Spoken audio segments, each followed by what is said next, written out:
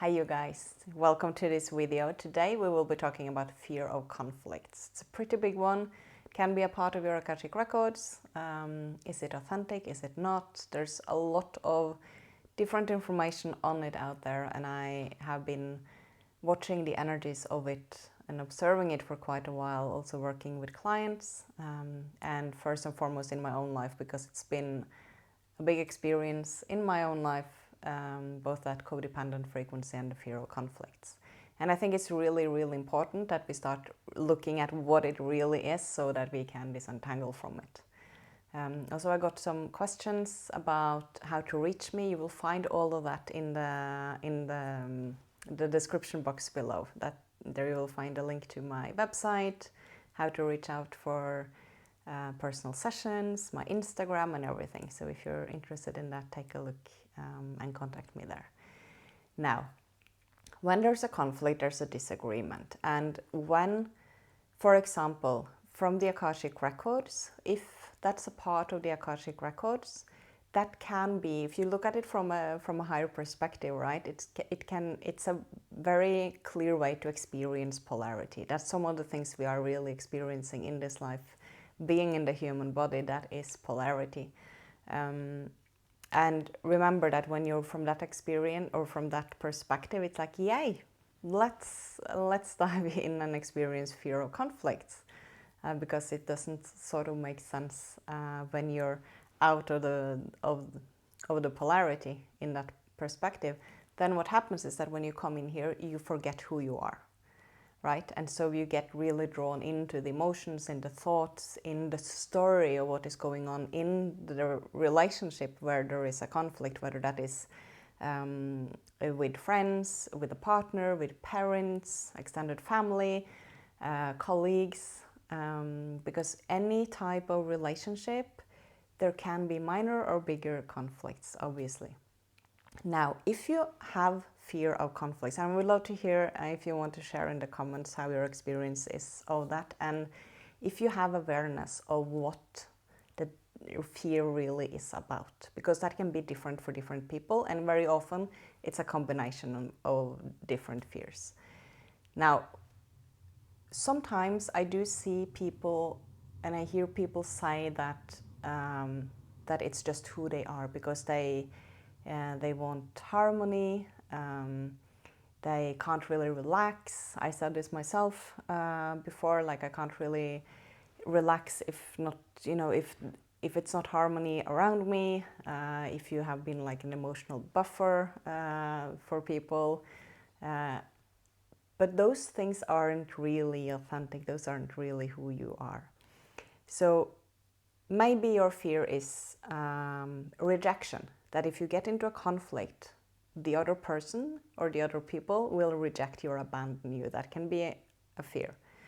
It can be a fear of punishment. If that is something you have experienced growing up, that if you are in a conflict with someone, they will directly punish you, that will create a fear, of course, of going into conflicts later.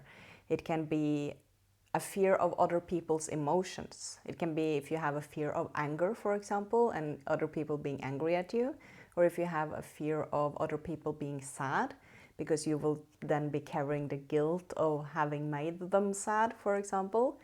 So any specific emotion that you are uncomfortable with or afraid of in other people. It can be that you're afraid of manipulation, and of course very uncomfortable and afraid of being in a situation with disharmony. Now, if you're afraid of these things, and you deal with that in a way of trying to avoid to get into conflict, that is not the authentic you. That is a coping mechanism, and it's not really working. And this is what we have to really, really clearly see if we are in this pattern. What actually happens if you're avoiding conflict is that because you are, for example, in fear of someone rejecting you or abandoning you, you are actually, instead of standing in that conflict or being authentic or standing true to who you are starting to reject and abandon yourself. If you're afraid of their anger, so you just avoid it, you try to get out of that situation or not trigger any sort of conflict, because you might see that it can escalate to that. You're actually bringing that anger and war inside your body instead. This is creating illness and stress in the body like few other things. So be aware that when you are in a situation where you're afraid of the conflict coming, remember and be aware that you are making a choice to take the conflict on the inside. You're not avoiding the conflict. You are still having the conflict, but you do it on the inside. You are rejecting yourself. You're creating a conflict on the inside of your body. If it's you trying to avoid other people's sadness, for example, it's guilt. Maybe you have been guilt-tripped a lot growing up. And so you are carrying this guilt constantly. It's not the situation, it's not the actual situation coming up. It's an old emotion of guilt making you feel like a bad person, having all this guilt, and you try to avoid anything that can trigger that initial feeling that needs to be felt and released and healed. It's just about integration. And then the disharmony. If you don't want disharmony, you can't be walking around trying to avoid conflicts either, because you will be walking on eggshells and tiptoeing around people, and that is not very harmonious. So you're actually betraying yourself, and going as well, maybe it creates bitterness in you. Going around with that bitterness towards others, it's not good for you, and it's not conducive for your relationships with others either. Constant thoughts about what is happening, all the possible outcomes, or how can this, which roads can these topics take, what might that person say, what might that person say, all of those thoughts and all the energy we use on that, all that overthinking, that is really a very energy consuming pattern. And you will save a lot of energy if you can remember and catch yourself every time you're in that okay, out of all of those things I'm creating in my mind and all of those stories of what might happen and might not happen, which is only being created because I'm trying to make myself feel safe and know what is coming, and I can't really know that, so why don't you come back to present, just this present moment, and you stay true to who you are, you stay open in the communication, you listen to the other person, and you say your truth. This is what we really need to practice. And then if you are afraid of rejection, and maybe you find yourself in a conflict, you're trying to stay true to you, you're trying to not sort of lose yourself in it or avoid it, and then you get rejected, or you just feel that massive fear of rejection. What do you make that mean about you? Because then there's a belief underneath that is being triggered. It's very often connected to self-worth or lack of self-worth. Because it's the underlying belief, for example, how if I'm being rejected, I'm a bad person. If someone rejects me, I'm not good enough. If that belief is underneath, of course you will try to not get into any situation where that is proven to be right. But if you see that that's actually what's playing subconsciously, you can start practicing standing in it. And also, it's very important to start. It's not about bulldozing yourself, it's about meeting your nervous system. Because the nervous system, when you're in fear and you feel like, I've been in this myself, I've been standing in a situation with a conflict, and it literally feels like, oh my God, this is like, I'm going to die.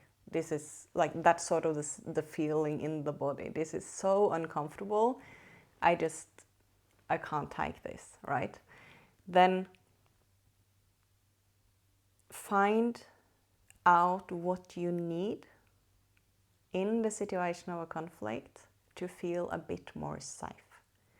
For example, if it is with a friend of yours and you're like, okay, I'm working on this pattern, I'm a bit afraid of like being completely honest or, you know, just saying things as it is because maybe that will create a conflict, or, you know, I need to practice this. And then you feel safe with this person, and then you can start making or finding out a few things that will help you feel more safe.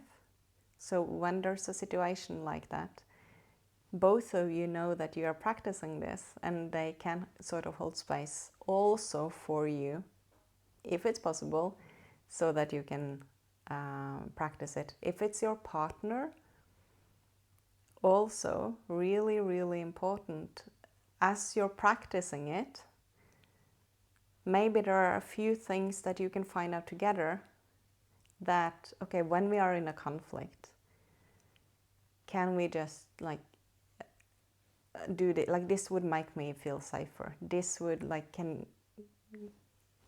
if we come back to the connection afterwards, if there's something to say, or if it's just like holding the hand, or if it's like whatever it is that can make you feel that connection. Because if we are afraid of the connection breaking, which is, of course, it makes sense that we can be afraid of that, but then creating a safe space as much as we can while we're practicing to be honest and upfront in a situation, not avoiding that so that it actually builds up for later. Because this is what's happening. Being in the fear of conflicts is very inauthentic. It is a trauma response, and it's not very trustworthy, because a person, the more you are in the fear of conflict, the less authentic will you be. And that isn't like, how can I say this? It's not, if you would rather discard your own truth to create a false, actually, sense of connection with someone, it can't last. Therefore, it's not conducive for any type of connection or relationship either.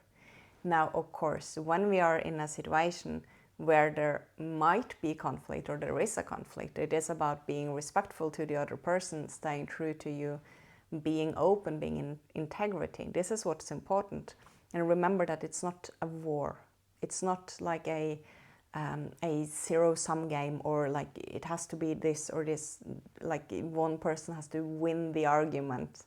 It is about trying to find a solution, and it's about being open and honest and transparent with people.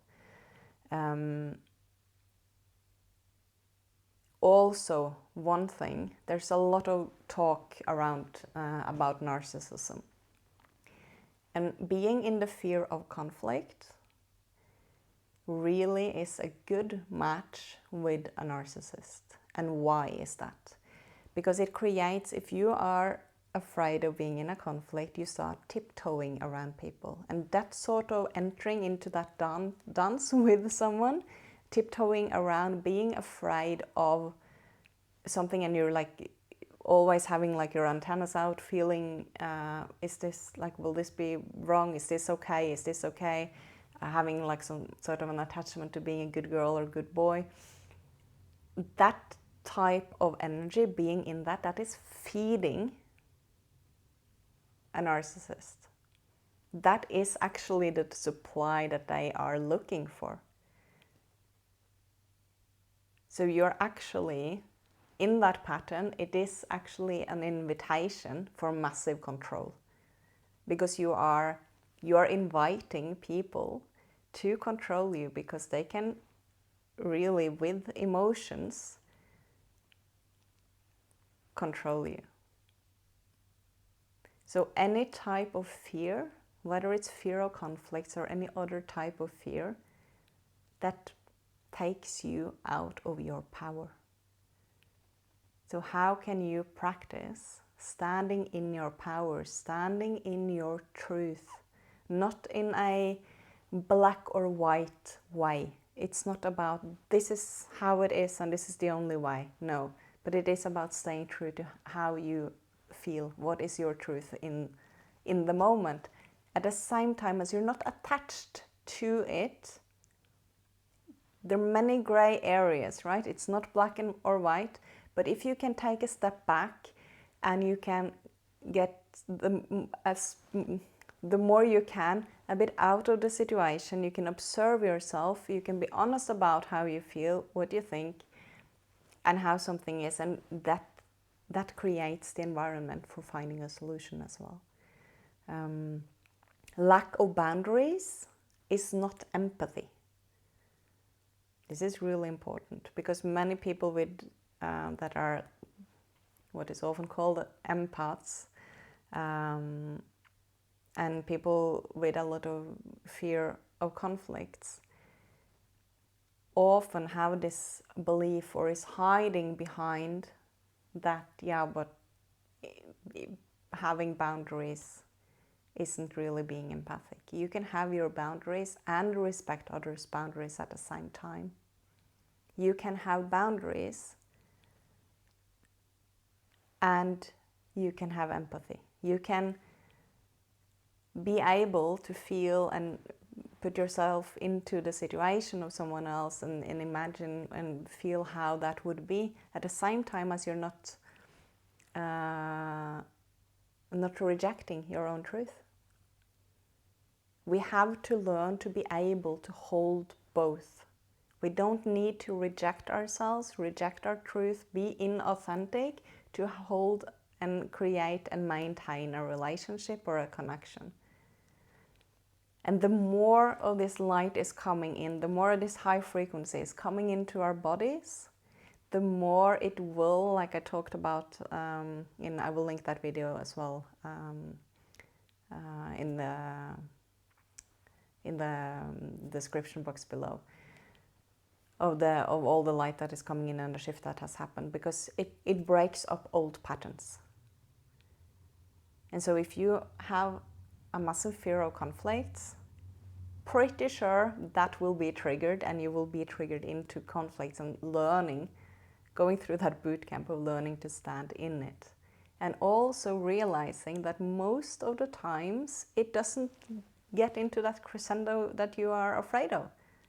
It can actually be resolved very easily. Most of those conflicts we are afraid of, when we are meeting up, showing up, authentic, being transparent, and being honest. That is where you are in your power. And when you are in your power, it's not about being right or wrong. It's about being transparent. And if you can lean into that, that hopefully can help you if you are one of those experiencing this. Just like I have been, and I've been boot camping myself a lot through it. But start, at least, it's very, very important to stop excusing it. It is inauthentic.